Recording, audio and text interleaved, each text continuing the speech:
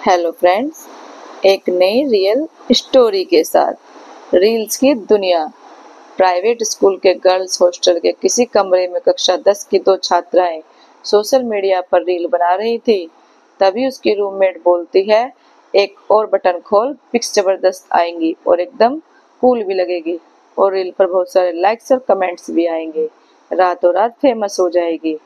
तो लड़की, ना बाबा ना, अगर घर का पता चल गया तो और मुझे भी शर्म आएगी ऐसे पिक्स से, प्लीज ऐसे ना ले pics.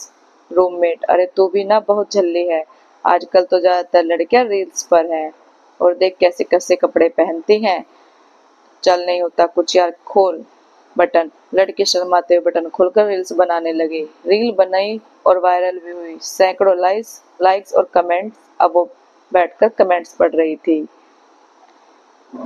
Wow, too hot baby, you are looking very sexy and hot. Will you be my GF baby? Awesome pic, भला भला। कमेंट जाकर पढ़कर आज लड़की 7वें आसमान पर है। उसे लग रहा है कि दुनिया की सबसे सुंदर लड़की वही है और शायद उसी के लिए परी शब्द बना है। इधर कस्बे में लड़की के घर एक जागरूक युवा आकर उसके माँ पापा को लड़की की रील और उस पर आए कमेंट्स दिखा रहा था। तीनों में कुछ बात हुई और अगली सुबह तीनों लड़की के हॉस्टल में उसके साथ बैठे थे। युवा लड़की का परिचय किसी दूर के रिश्तेदार के भतीजे के रूप में करवाया गया, जो आज शहर आ रहा था, जिसके साथ माँ पापा भी आ गए। कुछ बातें हुई और साथ में लंच किया गया। पापा और वो युवा लड़का कुछ देर वार्डन के पास भी गए और उनसे इधर उधर की बातें की। कुछ देर बाद तीनों ने लड़की से विदा ली। शायद किसी ने नोटिस नहीं किया था, लेकिन जब युवा लड़का हॉस्टल के कमरे में दाखिल हुआ था, तब उसके पास एक मोटी किताब जैसा कुछ था, जो वो शायद कमरे में ही भूल आया था। शाम को लड़की की नजर पड़ी तो उसने देखा कि एक मोटी सी एल्बम उसकी स्टडी टेबल पर रखी हुई थी। उत्सुकता से लड़की ने उसे खोलकर देखना शुरू किया। एल्बम में हजारों ऐसी पेपर कटिंग्स लगी हुई थी, जिनमें भोली भाली लड़कियों को शिकार बनाए जाने की खबर थी।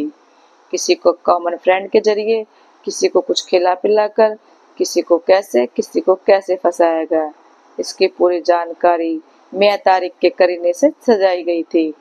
अरे यह क्या, इस कटिंग में तो जो लिखा है कि अपनी ही सहेली की उत्तेजक फोटो लेकर उसको बरगलाने वाली लड़की किसी संगठन की एजेंट निकली।